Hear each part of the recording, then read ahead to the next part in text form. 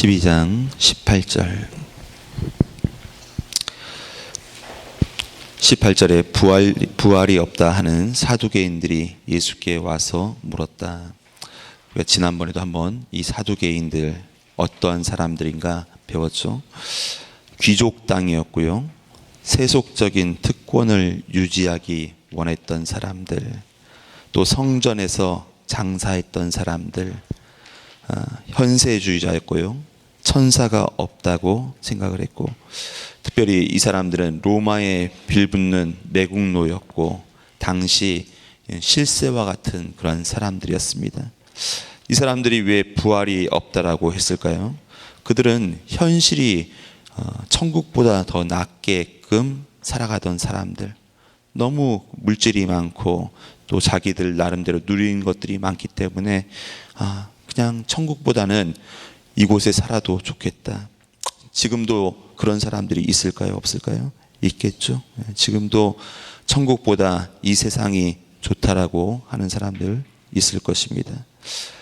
또 그에 반해서 현실 도피자들이 있을 수 있어요. 사는 게 힘들어서, 내가 사는 것이 녹록지 않기 때문에 그냥 빨리 천국이 왔으면 좋겠다. 그런 사람들이 지금도 존재하겠죠. 하지만 극단적으로 가는 것들, 그것은 별로 좋지 않은 것입니다. 천국이 없다고 부인하는 것, 아니면 극단적으로 내가 이 세상 살지 않고 저 천국에 가서 살겠습니다.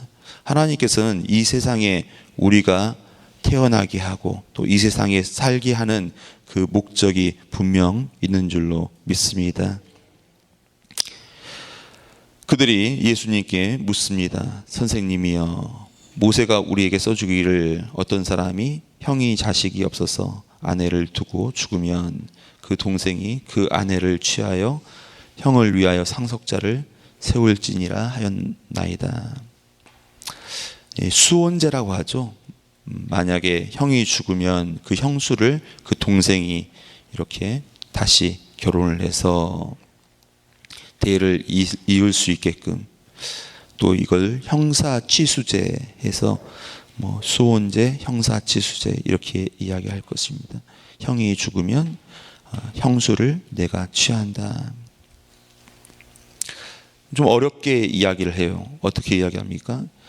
7이 있는데 7 다 그냥 6명이 죽었는데 나중에 7명과 그 형수와 이렇게 다 결혼을 했는데, 그러면 천국 가서 이 형수는 누구의 아내가 되는 것이 맞습니까? 굉장히 좀 타당한 이야기고 어려운 질문, 좀 핵심을 찌르는 그런 질문같이 보여집니다. 하지만 예수님께서 하시는 말씀, 우리가 좀 주목해서 봐야죠. 24절 보니까 너희가 성경도 하나님의 능력도 알지 못함으로 오해함이 아니냐. 이 사두개인들의 아픈 곳을 예수님께서 찌르고 있죠. 하나님을 너희들이 알고 있는데 깊은 차원의 하나님을 너희들은 알지 못한다. 요즘 현세를 살아가는 사람들 좀 하나님을 아는 것 같아요. 그들이 좀 아는 소리들을 써놓기도 하고 아는 말들을 하기도 합니다. 근데 깊은 묵상이 없고 또 성경에 대해서 알지 못하면 그들이 하는 말은 그냥 지식에 지나지 않는 것이에요. 또 우리가 교회를 다닌다고 해도, 오래 신앙생활을 했다고 해도 아는 말하고 또 똑똑한 말 하는 것 같지만 그 말들이 전혀 신앙에 도움이 되지 않고 믿음에 도움이 되지 않는 그러한 이야기를 할 때도 많이 있다는 것이죠. 신앙에 도움이 되지 않고 내 믿음을 현저하게 떨어뜨린다. 그것은 아무 능력도 도움도 되지 않을 것입니다. 지금 이 사두개인들이 하는 것, 말하는 것, 그거 뭐냐면 신앙에도 도움되지 않고 믿음에도 도움되지 않고 자기 자신들을 오히려 구렁텅이로 빠지게 하는 것. 이 사람들이 정말로 믿음과 신앙이 있었다면 자기의 신앙 상태를 보고 진정으로 회개하는 것이 맞을 것이에요. 그럼에도 불구하고 어떻게 말합니까? 예수님께 뭔가 책 잡을 것이 없는가? 지난번에 성전 다 그렇게 뒤엎었지? 그걸 복수하리라, 그런 마음으로 지금 예수님께 달려드는 것과 같지 않아요? 25절에서 예수님께서 말씀하십니다. 사람이 죽은 자 가운데서 살아날 때에는 장가도 아니가고 시집도 아니가고 하늘에 있는 천사들과 같으니라. 이 하나님 나라에 가서 우리들의 삶은 어떠한 삶일까? 새롭게 변화되는 삶, 또 세상과 완전히 다른 삶. 좀 연세 드신 분들이 걱정하는 것이 있어요. 어떤 걱정이냐면, 아이고, 내가 다음에 부활했을 때 지금 이 모습대로 부활되면 어떻게 한단 말일까? 좀 이런 걱정들을 할 수 있잖아요. 그런데 그런 걱정하지 마세요. 하나님께서 우리를 부활케 하시고 저 천국의 삶은 최선의 삶이죠. 가장 아름다운 삶, 또 우리 인생들이 생각지 못하는 그러한 삶이, 신비한 삶이죠. 예수님과 제자들이 변화산에 올라갔을 때 그 모습을 보지 않습니까? 그 제자들이 하는 이야기가 이 세상에서 보는 것, 마시는 것, 먹는 것, 그러한 가치가 지금 이곳에 와보니까 필요가 없다는 것이에요. 예수님, 여기다 초막을 짓고 삽시다. 천국은 그런 곳이에요. 우리가 상상할 수 없는 곳입니다. 요즘은 그 천국 이야기 하면은 진부하다 생각하지만, 우리가 계시록을 읽고 또 말씀 곳곳에 그 천국의 삶들을 다시 한번 확인하세요. 그러면 그 천국의 삶은 이 세상의 그런 삶과 완전히 다르다는 것이에요. 천국에 소망이 있기를 소원합니다. 예수님께서 26절 말씀하시죠. 죽은 자가 살아난다는 것을 말할진대 너희가 모세의 책 중에 가시떨기 나무에 그 관한 글을 하나님께서 모세에게 이르시되 나는 아브라함의 하나님이요 이삭의 하나님이요 야곱의 하나님이로다 하신 말씀을 읽어보지 못하였느냐. 27절 중요한 말씀이죠. 하나님은 죽은 자의 하나님이 아니요 산 자의 하나님이시다. 너희가 크게 오해하였다. 하나님은 어떠한 분이십니까? 전능하신 하나님이시죠. 하나님은 어떠한 분이십니까? 우리를 살게 하시고 또 새롭게 하시고 우리 모두를 영접하여서 그 나라에 살게끔 하시는 그분이 우리 하나님이신 줄로 믿습니다. 천사처럼 부활하게 하시고 또 하나님 나라의 주인공이 되게끔 하실 것입니다. 죽은 뒤 걱정할 거 하나도 없습니다. 우리가 죽은 뒤에는 분명 하나님께서 그 천국으로 우리를 인도하실 줄로 믿습니다. 28절 서기관 중에 한 사람이 그들이 변론하는 것을 듣고 예수께서 잘 대답하시는 것을 알고 나와 물었다. 모든 계명 중에 첫째가 무엇입니까? 지금 이런 사건들을 보는 거죠. 사람들은 이제 다 주목해서 보는 거예요. 예수님께서 어떻게 말씀하시나 주목해서 보는 거예요. 아마도 이 서기관 자기가 이 말을 들으면서 예수님께서 별 대답 못하실 것이야 생각할 수도 있었을 거예요. 그럼에도 불구하고 예수님께서 아주 그것을 여유 있게 말씀하시죠. 또 잘 말씀하시죠. 그러면서 물어봅니다. 계명 중에서 첫째가 되는 계명 무엇입니까? 왜냐하면 당시의 계명들이 600개가 넘게 있지 않습니까? 그 계명들, 많은 계명들인데 그 수순을 자랑하는 것이에요. 가장 먼저 지켜야 할 것 무엇입니까? 예수님께서 말씀하시죠. 신명기 6장 4절 그 말씀. 이스라엘아 들으라. 주 곧 우리 하나님은 유일한 주시라. 내 마음을 다하고 목숨을 다하고 뜻을 다하고 힘을 다하여 주 너의 하나님을 사랑하라. 온 힘을 다해서 사랑해라. 하나님께 우리가 어떻게 해야겠습니까? 하나님을 공경할 때, 하나님을 사랑할 때 온 힘을 다해서 적당히 하면 어떨까요? 적당히.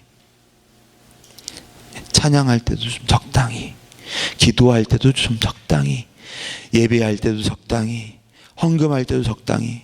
근데 하나님께 하는 것은 그렇게 하는 것이 아니에요. 하나님은 우리의 주인이십니다. 나의 생명이십니다.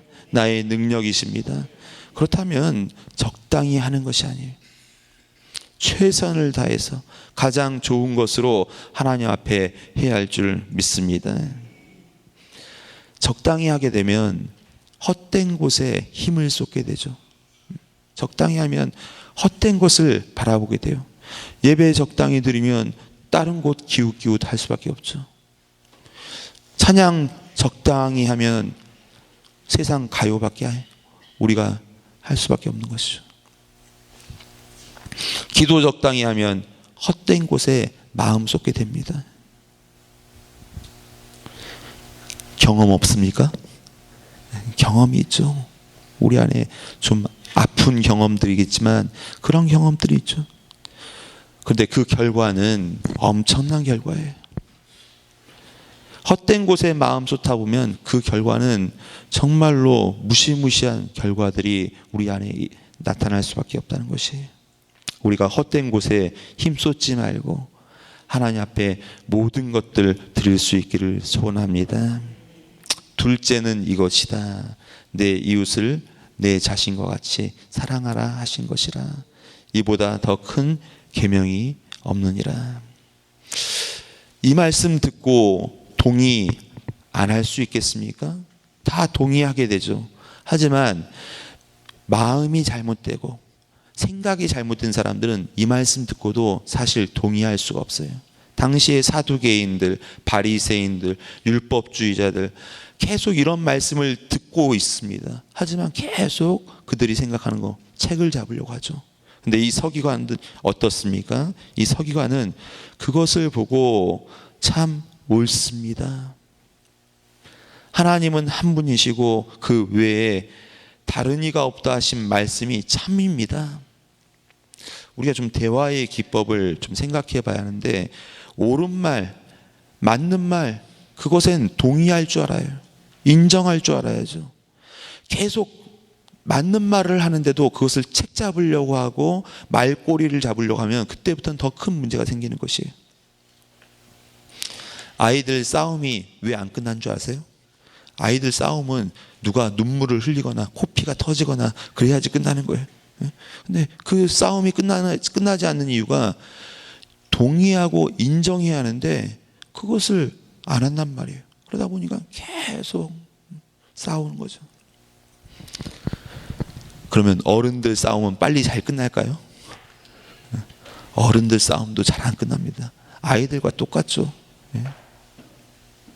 어른들 싸움도 동의하고 인정하지 않아요. 맞는 말 해도 그 말 가운데 내가 절대 인정하지 않는 것이에요. 이 서기관 그 믿음 34절 보면 어떻게 말했습니까? 예수님께서 그가 지혜 있게 대답함을 보시고, 지혜라는 것은 무엇인가? 하나님, 예수님, 성경 말씀, 그 말씀에 동의하는 것이에요. 성경 말씀을 보면서도, 예수님 말씀을 보면서도 이게 아멘이 안 되고 이것에 동의하지 못하고 인정하지 못하는 것, 그 이유가 무엇이겠어요? 내가 지혜가 없기 때문에, 믿음이 없기 때문에.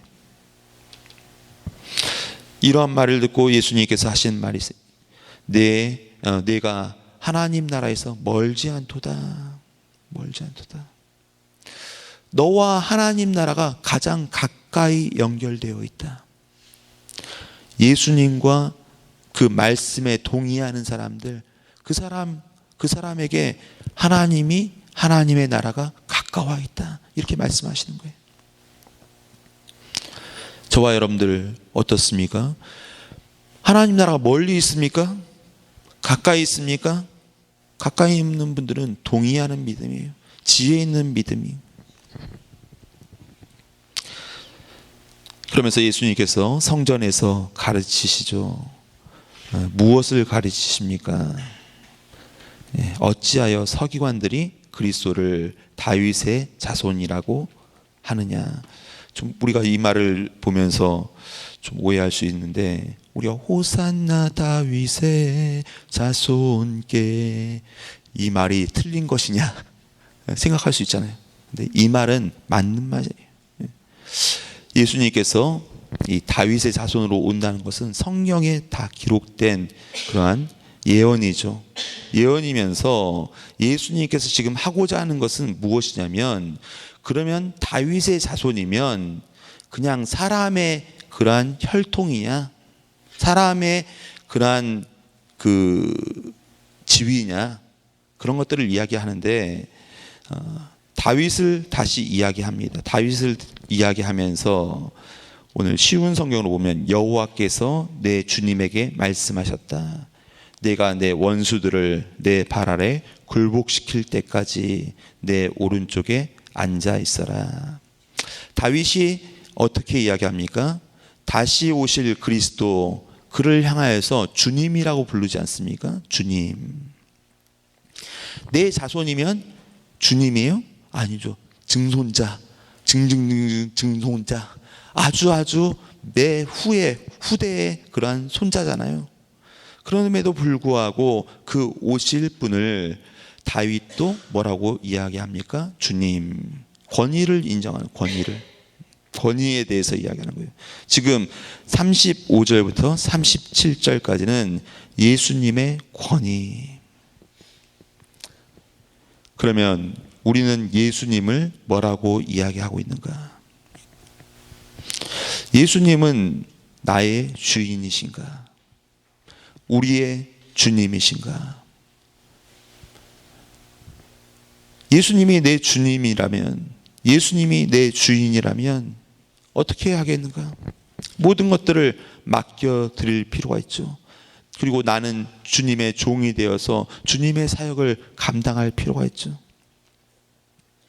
내 삶의 주인, 혹시 내 자녀? 물질? 명예? 뭐가 주인입니까? 내가 가장 귀하게 생각하는 것이 무엇일까요? 좀 다시 한번, 내 주인이 무엇인가? 물질이 주인 된다면 그 물질 때문에 분명 곤란한 일들이 생겨요.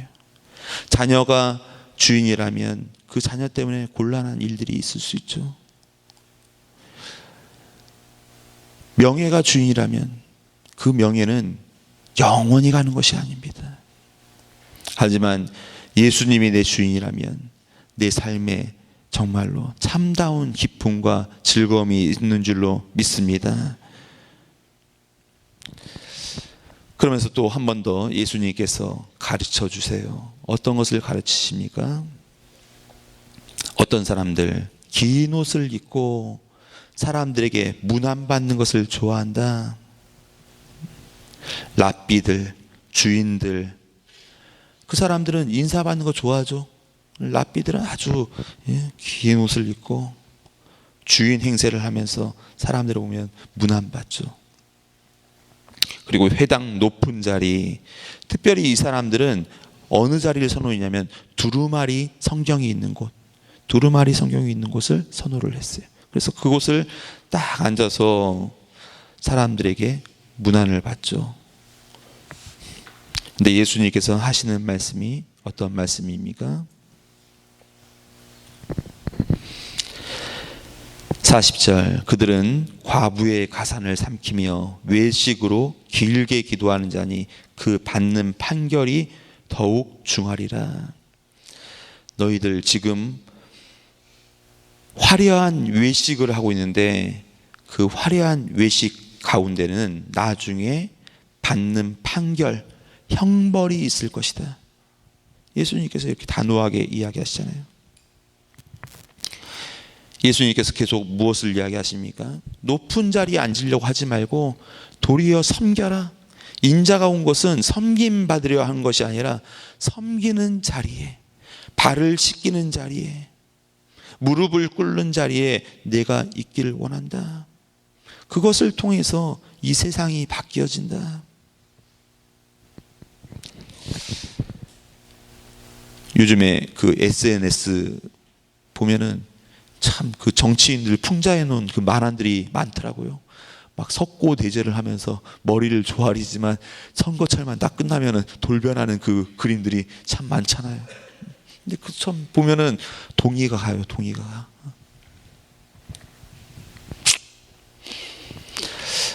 오늘 좀 말이 많아서 넘어가겠습니다. 41절부터 44절 마지막 오늘 이야기인데, 주님이 어떤 것을 보고 계십니까?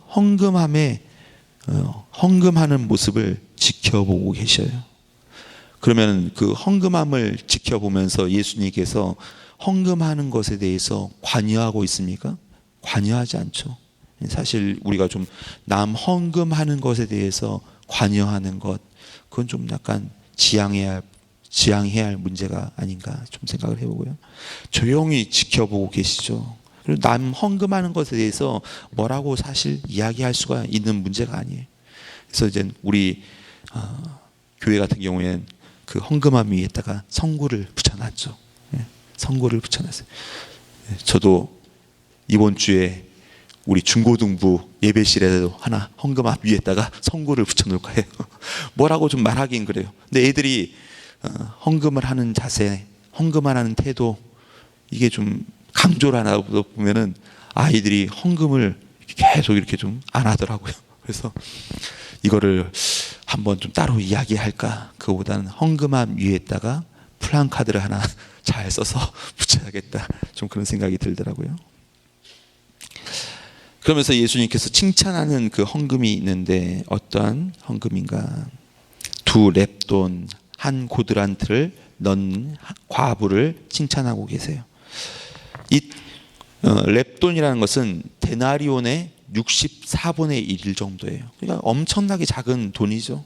그럼에도 불구하고 그는 어떠한 헌금을 드렸는가? 43절, 내가 진실로 너희에게 이르노니 이 가난한 과부는 헌금함에 넣는 모든 사람보다 많이 넣었다.